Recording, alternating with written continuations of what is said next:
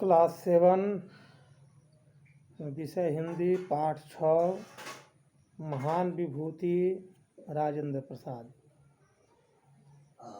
इस पाठ में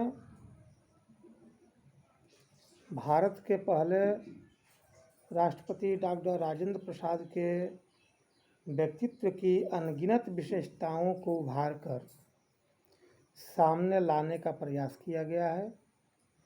सदा जीवन उच्च विचार की आदर्श प्रतिमूर्ति राजेंद्र बाबू की न केवल वेशभूषा सादगी पूर्ण थी, परंतु उनका स्वभाव भी अत्यंत कोमल, गंभीर एवं संवेदनशील था। उनकी पत्नी आदर्श भारतीय नारी थी। इसमें प्रस्तुत राजेंद्र बाबू के व्यक्तित्व के गुण सभी के लिए अत्यंत प्रेरणादायक है। महात्मा गांधी भी कहे हैं कि त्याग की सीमा नहीं होती है। इनमें त्याग भी था, उच्च विचार भी था, बहुत कोमल स्वभाव के थे। इसी से संबंधित इनके विचार कृतित्व को प्रदर्शित किया गया है। तो देखिए, इसमें दिए हैं कि कुछ देदीप्यमान नक्षत्र इस पृथ्वी पर जब मानव रूप में जन्म लेते हैं तो वे अपने कुल का ही नहीं, समस्त देश का सिरमौर बन जगमगाते हैं। देदीप्यमान नक्षत्र इस पृथ्वी पर जब भारत का रूप, इसका मतलब ये हुआ कि तेजवंशी और तेजत्व चमकने वाले व्यक्तित्व ये थे।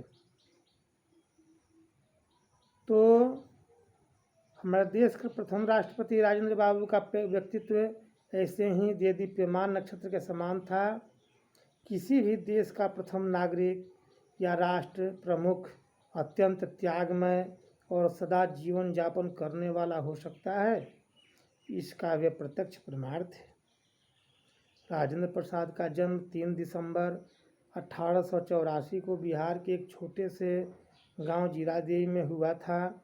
इनके पिता श्री महादेव सहाय स्वाध्याय द्वारा आयुर्वेद तथा यूनानी दवाइयों के अच्छा जानकार बन गए थे।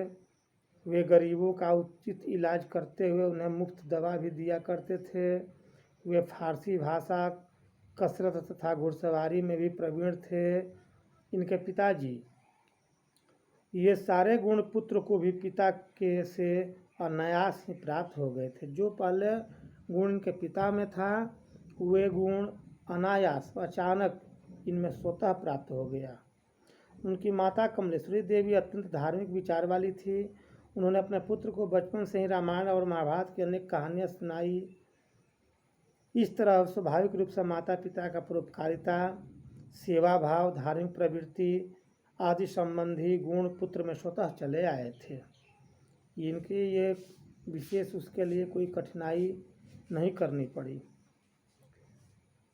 मात्र 5 वर्ष की आयु में ही इन्होंने फारसी पढ़ने के लिए मदरसे जाना प्रारंभ कर दिए। वे इतने प्रतिभाशाली थे कि जब तक बाकी बच्चे कक्षा में पहुँचते तब तक मौलवी साहब को वे पिछले दिन का पढ़ा पाठ सुना चुके होते थे। उनकी प्रारंभिक शिक्षा छपरा के जिला विद्यालय में हुई। बाद में उन्होंने कलकत्ता के सुप्रसिद्ध प्रेसिडेंसी कॉलेज में उच्च शिक्षा प्राप्त की। वर्ष 1915 में उन्होंने विधि वकालत में परा स्नातक की परीक्षा स्वर्ण पदक के साथ उत्तीर्ण हुए। तत्पश्चात कानून के क्षेत्र में डॉक्टर की उपाधि प्राप्त की। वे बहुभाषी विद्वान थे, अनेकों भाषाओं के विद्वान थे। अंग्रेजी, हिंदी, उर्दू, फारसी और बांग्ला भाषा पर उन्हें पूर्ण अधिकार था। वे इन भाषाओं में धारा प्रवाह, बोलना, लिखना ये सब कुछ कर सकते थे। उन्हें गुजराती तथा संस्कृत भाषाओं का भी समुचित ज्ञान था। तत्कालीन प्रचलित परंपरा के अनुसार मात्र 12-13 वर्ष की आयु में इनका विवाह राजवंशी देवी के साथ हो गया, लेकिन यह विवाह इस अटल साधक के विद्यार्जन में कोई बाधक नहीं बना, यानी उस विवाह से इनको कोई विशेष असुविधा नहीं हुई। उनकी पत्नी उनकी अनुचारिणी सिद्ध हुई, उनके अनुसार चलने वाली थी। वे निरंतर परिवार की देख रेख तथा सेवा में लीन रहती थी और पति की ही भांति परोपकारिणी, दया धर्मिणी तथा कर्तव्यनिष्ठ थी। राजेंद्र बाबू के जीवन पर उनके बड़े भाई महेंद्र प्रसाद का विशेष प्रभाव पड़ा।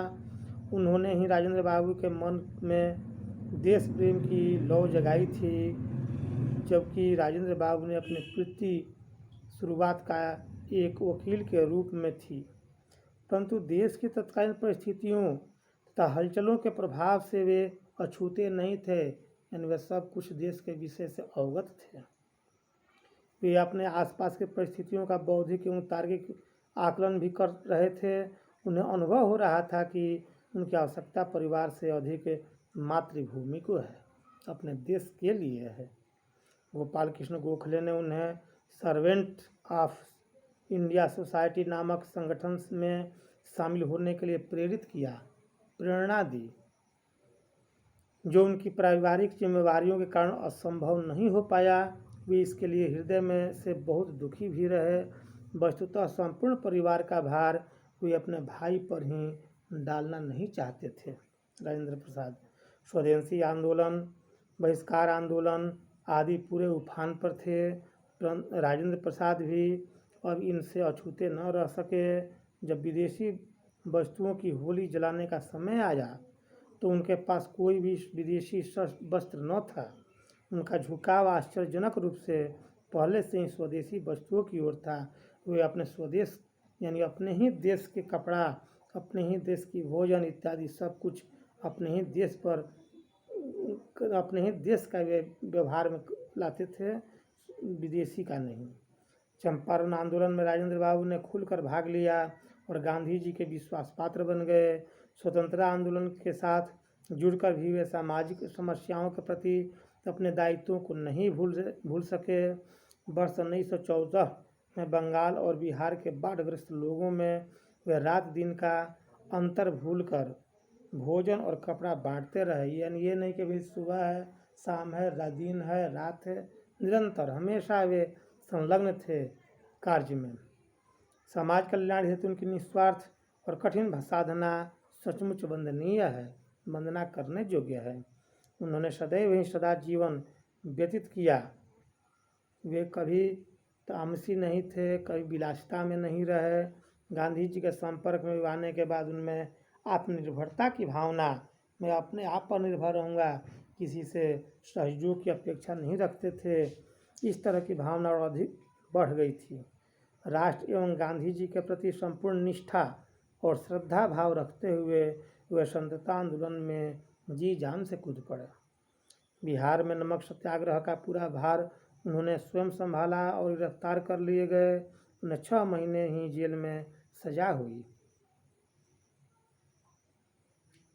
वर्ष 1934 में उन्हें अपने भाई की मृत्यु से गहरा आघात लगा, परंतु स्वतंत्रता आंदोलन से उन्होंने अपने गांव पीछे नहीं खींचे।